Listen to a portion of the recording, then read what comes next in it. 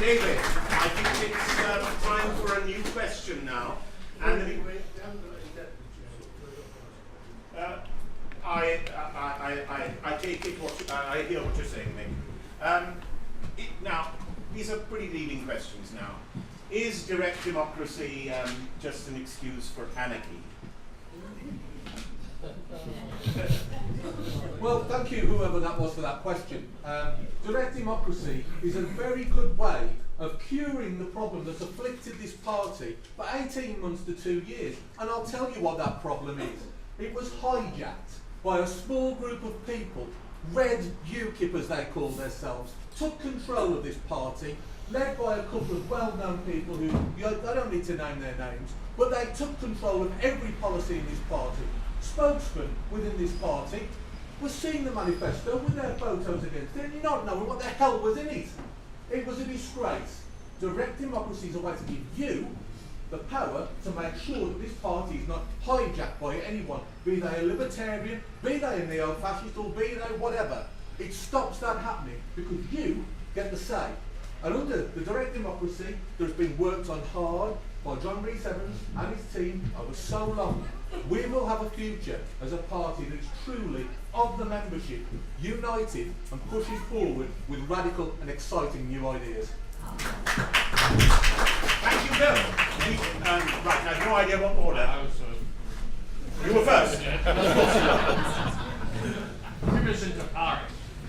Well, Bill, as always, says very nice, lovely things, and Bill, like me, is very keen on the libertarian wing. We're always on each other's side. But I prefer to have heard it from John Rhys-Evans, who I don't think holds the same views as Bill. But there you are. The direct democracy thing, I talked about this with JRE himself, in all his glory. And by the end of it, I discovered what he wanted to do was something very similar to what had before, the Forum, which was a catastrophe, where everybody who sits in their underpants in a darkened room, playing with their computer, come out with all sorts of nonsense, which end up with the following day in the Daily Mail, and the party is made to look ludicrous. Yes, we want more people rooting into the centre. I personally made sure when we put the Scottish manifesto together, it was done by everybody, and we got everyone to have a say-so. I agree with what Bill said. I was not consulted about any of the stuff that went into the manifesto, and the Barnett formula was decided by two people who don't even like Scotland. I can't even believe that. They were allowed to make ridiculous opposing comments at the same time. Thank you, David. That can never happen again. Thank you. So first of all, with direct democracy, the devil is going to be in the detail. For example, in the past, the Labour Party consulted its membership on what their policy should be on prisons. And one of the options the membership was offered was not to say that the purpose of prison is punishment. And another thing they were not invited to do was say whether the purpose of prison was prevention. So the point I'm making is that if we have direct democracy, it will be the form that the questions take that will very largely determine where we stand. And in a sense, this moves democracy out of the bright light of day into a more backroom situation. I know there is also a technical aspect to this, but this is not the end of my point. In addition, in a direct democracy, it is very possible for people to agree on completely contradictory things, because there is no one there to reconcile the whole picture. And in general terms, we must have leadership from the front, not the back seat. Thank you so much. That clock is wrong. You only got a minute. Okay, thank you. That's because you're playing those games. Does that mean I've got another 10 Yeah, seconds? thank you very much. I like the idea of direct democracy in principle to an extent. It's a very good idea, a way of getting people involved. And at the moment, there isn't really a way of people who have great ideas, and many of you have fantastic ideas, to get them into the manifesto. It's supposed to work by you give your branches an idea, and then good ideas get fed up to the regional chairman, and then that goes to the policy committee. But the policy committee doesn't exist, so everything just gets lost in space. So it's a good idea. The trouble with it is that you have to be sitting on a computer all the time to do it. And there's lots of people in the party who don't either want to sit on a computer all the time or don't have a computer, often activists. So it's got to be something that includes everybody, and it might not do that. We do need a full-time policy unit that works around the year, rather than us just panicking and making a manifesto when an election is called. So we need to, I think more importantly, put in place a policy unit and structures for people to get policy and ideas through your branches to the policy unit in person, rather than having to sit on a computer and do it. Thank you so much, David. Now, Jane Collins, please. Hi. Direct democracy sounds absolutely marvellous, but I'm just going to go back to something I mentioned earlier on, and I'd like to ask Bill, what sort of system are you going to use for direct democracy, and how much is it actually going to cost the party to put this in place? Because I don't think we've got the funding for it. A brief rebuttal. Or agreement. Well, no, the system will be where there is control over what is put forward to make there is consistency within the principles of the party, and then all of the details have been gone through, costed and are affordable. It's all there on John Rees-Evans' website for you to have a look at. Again, and I recommend you have a look. I think it's How excellent much is it stuff. going to cost? It's already costed in there. All the How details much? are there. It's all paid for. How It's all much? in Give us a there. clue. The amount is paid and bought, it's already done. It's already paid for, it's ready. The intellectual property is done. This can be put into place. There is no concern with this. What we need is the will to do it. And also the other point about you need a computer is absolute nonsense, because there are other ways of going about this. It's been thought through. I recommend you look on John Rees-Evans' website. This is radical, exciting, Thank you, Bill. We got the idea. One very quick comment. Very quick. Very quick.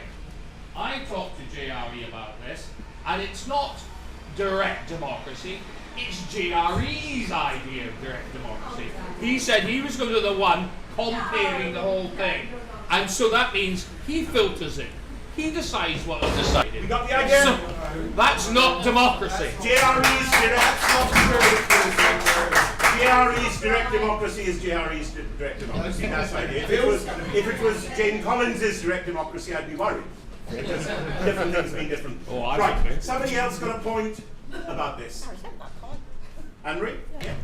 Direct democracy, is it just an excuse for anarchy? Is it just an excuse for anarchy? No. But it could end up essentially looking like it.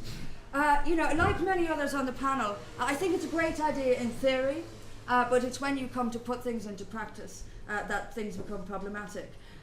There must be greater engagement between the leadership and the membership. There must be a mechanism in place. I suggest voting on some key policy issues at conferences, a binding vote, to bring people in. But if we do this with every other thing, we'll never get anything else done.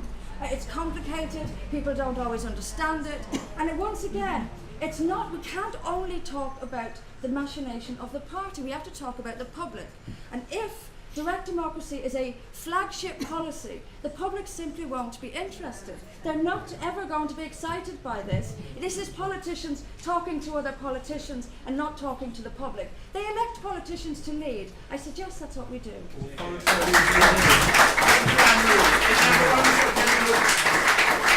Does Ben want to? Ben? I'd very much like to see a professional policy unit which sits at the heart of UKIP. So professionals who are paid to come up with policy, test it and cost it. If it works, we run with it. And what I would like to see with that unit as well is that has buy-in from the membership. Check my website. What I'm talking about is empowering the membership. You guys, the beating heart of the party. So if you had a great burning interest in something or a great policy idea, you email the unit, you phone them, you write them a letter, but it's accessible, it's tangible. It's not just sitting behind a computer, like David said, that whole darkened room kind of thing. I don't know, well, anyway. But that sort of thing, it's got to be accessible and tangible and real. When it comes to direct democracy, I am a fan of that. I agree with the concept. The trouble is, in reality, I think it's impractical. And what I would say is that actually we were at a point before where this was being offered up to the party and the party refused to pay for it. So I think there's a question there for Bill, actually. Thank you, but Bill won't be answering it this time. John Rees-Evans. Right, let's have a question. Just a quick yes, no. This doesn't count towards your tokens. Yes, no. Just yes, no. Do you support the death penalty for absolutely proven, some new concept in law, beyond just proven, absolutely proven paedophile rapists? Personally, yes. No. You can't answer the question like that. The juries will Yeah. not convict. That is why I believe in the death penalty, No, but you you're cannot not- get a modern jury to It's not convict. fair, it's not fair. Others are confining themselves. Marion? No. No. Aidan? No. David? No. No. No. No. No. Henry? No. Ben? No. No. Okay. This was just from the floor and Can I very just quick. make one point? Can I make a quick point? Peter, go ahead, make one point. I'm just fascinated. This whole idea of libertarianism. I've never met a libertarian who believes in capital punishment bill. How do you actually manage? How do you actually manage to? Okay. Yeah. weigh No, those right. two Bill, up? Bill must have a right to reply to that. Right. I was speaking personally. I believe in the death penalty because I believe Chair. in terror. Chair. Yes, Chair. you're not the Chair. candidate. Yeah. He is the Chair, candidate. just to So say, why are you answering? I You completely should be respect Bill, answering but he's this answering question. personally. Yes. You have Ask to JRE. answer for I know where JRE stands have on to this. answer for I John. know where he stands. Right. That's it. We're through this one. You have to answer for John. Answer for John, Right. or I will. No thanks. No. We're moving on now. Now, they're going to be some pretty nasty directional ones, and I don't want to use the wild card, so if you think it's aimed at you, probably is. And there's not, it's pretty distributed here. Please explain what is meant by the internal market in the EU. The internal market in the EU. Anyone particularly wants to take it up? Genuine question. Yeah. Point. Everyone knows what it is. Does everyone know the answer? If not, I'll throw a few wildcard ones in. Not really enlightening. Right, Marion, you're behind. Tell us what the internal market is in the EU. to ask me that one. That's exactly what I'm not I'm knowledgeable about it, then I have to say what I presume it is. The internal market in the EU, I'm presuming, is non-tariff moving of services and merchandise, etc., within the EU member states. That's as much as I am aware of. Thank you. Of Marion, what there are you no know. marks on this. Anyone else wants to answer it? I'm presuming, sorry, I'll stand up. I'm presuming they're talking about the single market and the custom union. The internal market or single market in the EU. It's different. I would have answered Well, that the differently. thing is with that, if you've seen the actual report that's coming out, Labour are backpedaling on what they want to do, and they say that we can still return a single market and we can still be part of the customs union. Absolutely rubbish. No, we can't. We don't need to be part of that. We don't need to give the EU any money. We need to get out. We can come out tomorrow.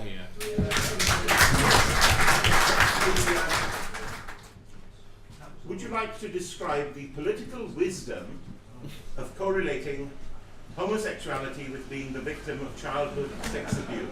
David Coburn. Oh, this is well known to everyone in the party. I am a raving homosexual.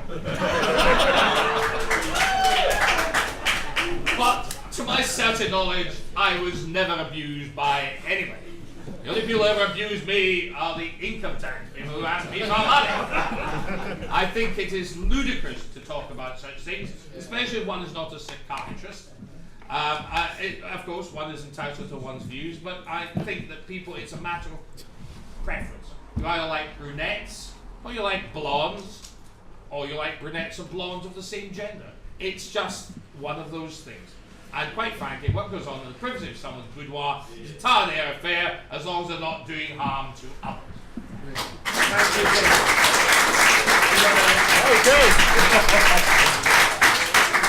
Thank you, Freddie. I think the question might be directed at me because I answered a survey by an organisation called Support for the Family, and there were 15 questions on it. The first question was, do you support same-sex marriage? And I said my personal view is that marriage is between a man and a woman. And I also said if there were a free vote on it, I would vote to restore that definition of marriage. That's my personal view, and I think a lot of people support that, and a lot of people in the country agree with that. There were many other questions as well. And what happened was a little rag called Pink News did a hatchet job on me, and they looked at this questionnaire, and they tried to construe my answers in the worst possible way. Now, this rag had previously done an article celebrating Prince George as a gay icon, at the age of 4. So it tells you what kind of rag it is and what kind of hatchet job was done on me. Now you kind of expect that from the liberal metropolitan elite. But my answer was not as it was construed. I was answering a question, do you believe there is a gay gene? And there is some latest research by someone called Professor Diamond in the University of Utah. It's done some, she is a lesbian herself, and she's come up with a research that shows there is a degree of fluidity in sexual orientation. So this is some real scientific research that's been done. I alluded to it, and I think I'm allowed with freedom of speech to talk about scientific research. But not the time! But not the time! Oh, there you go. All right. Freedom of speech, right, also means the freedom to disagree and not play the victim card. Right, first of all, when it comes to gay marriage, when it comes to same-sex marriage, yes, I think you can have I happen to agree with it, but I think that you can certainly disagree with it. It doesn't make you a homophobe. What I don't get is when you actually start calling into question someone's very essence, their very being. And that is the reason why I felt that I actually had to say something about this, albeit in the most anodyne of terms. Why start talking about the fact that actually you are not what you were born as? Somehow something has made you this way.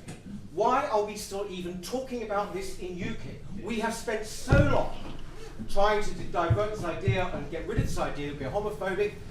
David is gay, I'm gay, I'm homosexual. and the fact of the matter is, somehow or other, if you start putting in these kind of doubts or whatever, this is not good for anybody. It is not a policy point, it is not a vote winner, and we go right back to square one.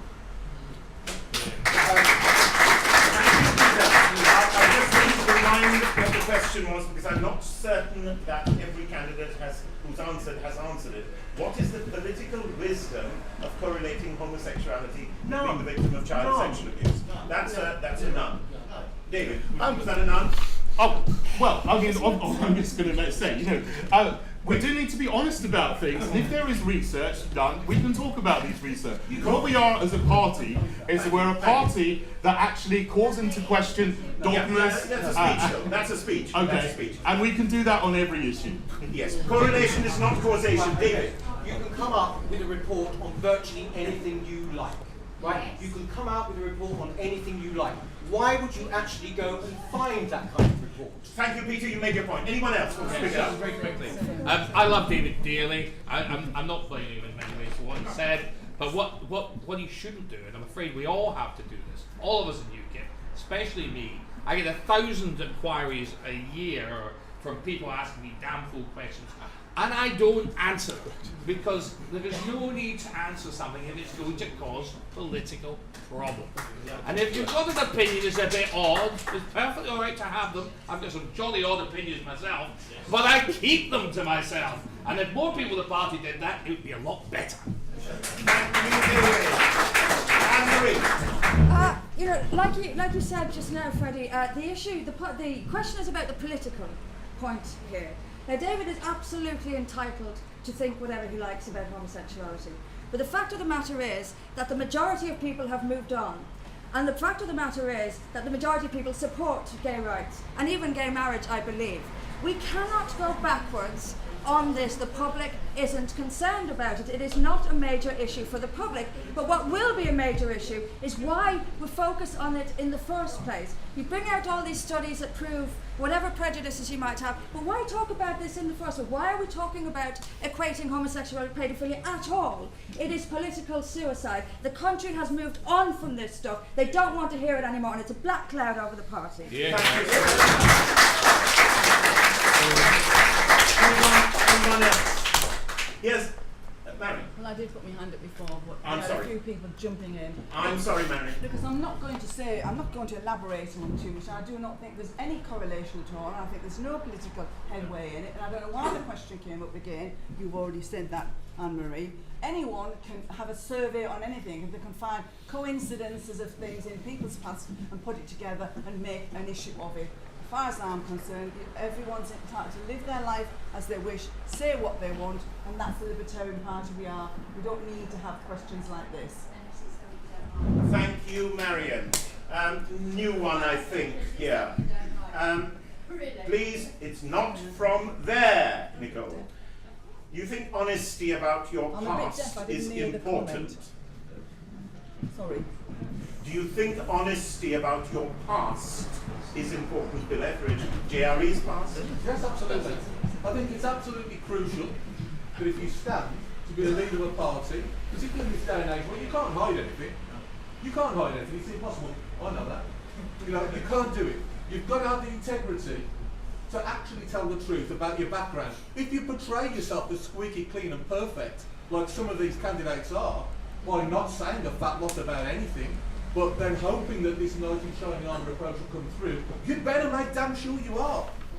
Because if you're not, it's going to come out. It will always come out. You will be found out, and that applies to everyone. And those of us who've been doing this for a little while know it. Those who are the new kids on the block who think they're going to come and squeaky clean, great. I hope you all are. I wouldn't be backing John Rees 75 if he believed that he was honest to me. And that is a complete, genuine statement. I believe in the man's integrity, honesty and decency. I do hope that that same applies to everyone else. Thank you, Bill.